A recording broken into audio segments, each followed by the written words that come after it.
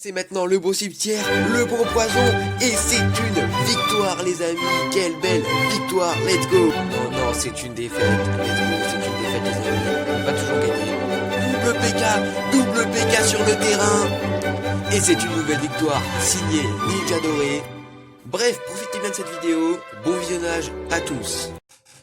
Et salut à tous les amis, c'est bien moi, le Ninja Doré, on se retrouve aujourd'hui pour une nouvelle vidéo et bienvenue comme d'habitude sur Clash Royale. Alors aujourd'hui on est là pour parler tranquillement de la méta. Alors pas de gameplay aujourd'hui, enfin dans cette vidéo en tout cas, simplement parce que je suis là pour vous aiguiller, vous aider, vous parler des decks forts de la méta, des decks les plus joués, des decks qui vont vous faire gagner. Enfin bref voilà, donc petit tuto encore, enfin pas vraiment tuto mais aide, si vous n'avez pas de deck, si vous ne savez pas quoi jouer dans cette méta, et bien jouez un de ces 3 ou 4 decks que je vais vous présenter. Donc on commence toujours, enfin tout de suite pardon, avec le premier deck populaire de cette méta. Alors déjà on a l'électro-dragon. Déjà, il est populaire parce que l'électro-dragon est boosté, bien évidemment, comme vous le savez. Et du coup, il est dans ce deck, ça c'est vraiment très bien. Pour les joueurs qui jouent depuis un petit moment, les joueurs free-to-play qui ont pas forcément toutes les cartes et tout. Vous voyez que moi, l'électro-dragon de base, je l'ai level 8. Et là, il passe level 10. Il passe à mon niveau de tour. Donc, c'est juste incroyable pour les nouveaux joueurs qui ont quand même un level de tour assez haut. Parce que imaginons que vous venez d'avoir l'électro-dragon, vous l'avez niveau 6 ou 7. À mon avis, vous serez level 8 ou 9 de tour. Donc, c'est vraiment très intéressant. Alors après, on a quoi d'autre dans le deck? On a la tornade. Un tornade qui est très bien hein, pour contrer les autres decks de la méta, donc je vous en parlerai plus tard. Donc la tornade qui est très bien. Ensuite bah, on a un géant cimetière classique, hein, on a un géant cimetière qui est vraiment bon.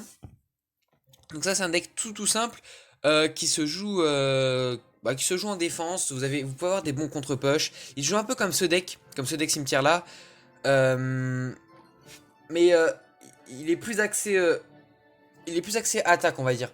Celui-là c'est vraiment un deck où vous allez vraiment contrôler votre adversaire, notamment avec la tour à bombe, vous allez pouvoir le contrôler, le rediriger, ses unités, tout ça, vous allez pouvoir bien défendre en gaspillant un peu d'élixir, et du coup vraiment être celui qui contrôle la game. Là c'est plus un deck, vous allez être un peu plus en galère en défense, va falloir opérer des très bonnes défenses, notamment avec ces deux cartes. Cette carte aussi, ça peut être excellent aussi. L'électro-dragon qui est vraiment très fort en défense. Mais vous avez moins d'armes pour contrôler les unités adverses. Vous allez plus devoir défendre de manière brute. Mais par contre, là où ça va être vraiment fort, c'est en attaque. En attaque, le géant va juste être incroyable, soutenu par un Nightwitch. Nightwitch, vraiment, pour moi, c'est si ce n'est la meilleure carte de soutien offensive. C'est vraiment juste incroyable cette carte. Elle peut défendre, elle peut attaquer, elle peut tout faire. C'est vraiment super fort. Et bien sûr, vous avez le cimetière en win condition. Qui est épaulé par le géant qui va tanker tout ça. Alors il n'y a pas de poison, dans le deck, mais vous avez la tornade et la bûche. La tornade et la bûche ici présentes. Ensuite on a la boule de feu aussi. On a la boule de feu pour les ballons, les molosses d'ailleurs, on en reparlera plus tard, les Arkix, les Tesla. Vous avez compris où je veux en venir. On va tout de suite passer au deuxième très bon deck de la méta. Celui-ci est excellent, je le classerai 3ème ou 4ème quand je vous le dis de mon classement. On se retrouve tout de suite pour le deuxième deck. Deuxième deck, très présent et joué dans cette méta et même très fort. On retrouve bien sûr l'Arkix, le fameux Arkix, mais version Rocket. La game que je vous ai présenté, c'était ce deck Arkix là. Qui est ça, c'était plus un deck Arkix pour ceux qui ont vu la vidéo. Qui était là pour...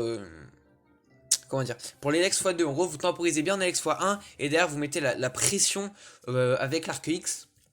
Ce deck est bien en Elex x1, on opère des bonnes défenses, notamment avec le golem de glace qui est excellentissime, les archers qui sont votre pilier défensif, si je peux dire ça ainsi, parce que votre Tesla vous pouvez l'utiliser en défense, mais on préfère quand même l'utiliser pour soutenir l'Arkix, donc vraiment les archers c'est votre troupe solide en défense. Oui je sais que c'est dur de dire ça, mais c'est comme ça, le deck c'est...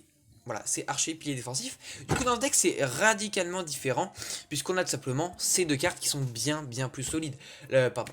Le chevalier qui est une carte excellentissime en défense, où vous pouvez rediriger les troupes, gérer les Mega Knight, les PK, les mini PK, tout ça, le chevalier il gère très bien, soutenu par la tour, votre tour qui tape. Donc ça c'est super fort.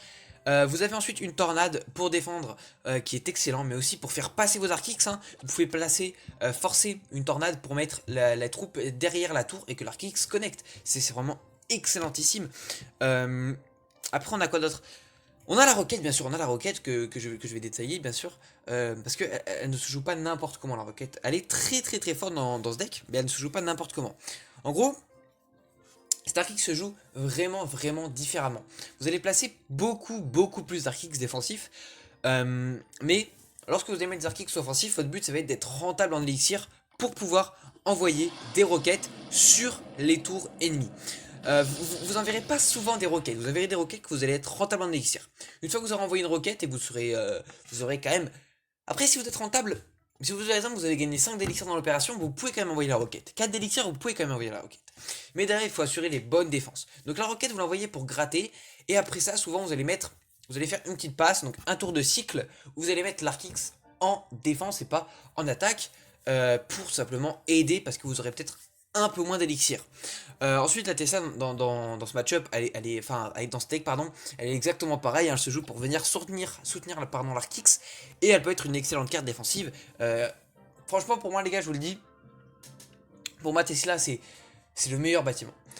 C'est le meilleur bâtiment sans contestation. Franchement pour moi c'est le meilleur. Alors après pourquoi s'est-il envolé dans cette méta? Les saisons d'avant il était quand même omniprésent aussi, il était très joué, mais c'était pas la version Rocket, là il est vraiment plus joué dans la version Rocket, parce que on a beaucoup de Molos Ballon, il fera partie des autres decks, spoiler alert de la méta, mais c'est pas uniquement pour ça, tout simplement parce que comme vous le savez, le séisme a été nerf, le séisme fait plus de dégâts sur les troupes et moins de dégâts aux bâtiments, mais la vie des bâtiments a été nerf, je pense notamment à la cabane de gobelins, cabane de barbares, tout ce genre de bâtiments.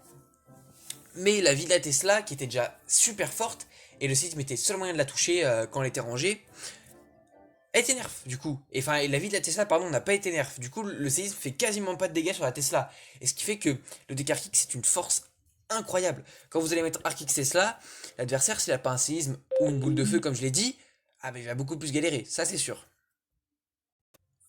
Ok, excusez-moi, mon enceinte s'est éteinte, du coup j'ai dû couper mes explications. Donc c'est pour ça que je vous dis que si, outre le séisme, si votre adversaire n'a pas un gros sort, vous allez passer très régulièrement. Donc voilà pourquoi le deck est aussi fort que ça. Et voilà pourquoi il est joué dans cette version et non plus dans cette version. Parce que là il est quand même... Il se montre un peu plus faible le deck, il se montre un peu plus faible.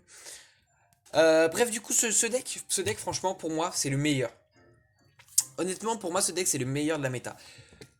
Je pense que beaucoup d'entre vous sont d'accord avec moi, pour ceux qui jouent à Clash Royale depuis longtemps ou des trucs comme ça, ceux qui s'y connaissent un minimum dans le jeu, je pense que vous allez être d'accord avec moi, ce deck pour moi c'est le meilleur de la méta, il est vraiment excellentissime, je vous ferai une vidéo je pense sur ce deck un peu plus tard, ça arrivera, mais là il y a déjà beaucoup de decks de prévus, hein, les gars j'ai tellement de vidéos de prévues, c'est incroyable. Bref, du coup, ce deck, vous pouvez le jouer, il se joue, il est pas très facile à jouer, hein. Il est pas très facile à jouer, je pense que quand je ferai la vidéo dessus, je vous ferai des explications et tout, comme un petit tuto pour le jouer, parce qu'il joue pas de manière évidente. Bref, du coup, on passe tout de suite au troisième deck de la méta qui est le plus joué. Très bien, donc maintenant on passe du coup au troisième deck. Je sais pas si on aura 4, du coup je pense qu'il n'y en aura que 3. On verra pour le quatrième, bref. C'est celui-là, c'est un deck Molos Ballon. Alors il y en a deux, hein. C'est pour ça que j'ai pris les deux slots. Il y en a deux, ils sont radicalement différents, enfin ils se ressemblent quand même pas mal, mais ils se jouent pas exactement de la même manière, bien que assez très similaires. Du coup on a ce deck là, premièrement. Ce deck Molos Ballon, alors sur lequel je voulais faire une petite vidéo, mais comme vous le voyez, j'ai pas mes cartes non plus excessivement haut niveau, notamment ces deux. Donc, je m'abstiens un peu. Là, à la limite, ce deck, je pourrais, mais il me faut les flèches 9 à tout prix. Bon, bref, on est pas là pour parler de ça. On est là pour parler de ce deck qui est juste devenu incroyable dans le méta. Bon, là, c'était déjà fort avant. Maintenant, c'est juste devenu incroyable. Pourquoi? Une seule raison, Tornade nerf. À l'époque, c'était trop fort. Les roquets de lave, les ballons qu'on pouvait reculer. Les barbares aussi, on pouvait contrôler les barbares, on pouvait faire plein de choses avec ce deck. J'essaie de vous montrer les deux. De toute façon, je vous mettrai les decklists, je pense, sur le côté, les deux là, parce que c'est pas évident de les montrer les deux en même temps. Du coup, voilà. Donc, c'est juste excellentissime. Maintenant, c'est beaucoup plus compliqué. Alors, pourquoi? Parce que, tout simplement, la tornade dure moins longtemps.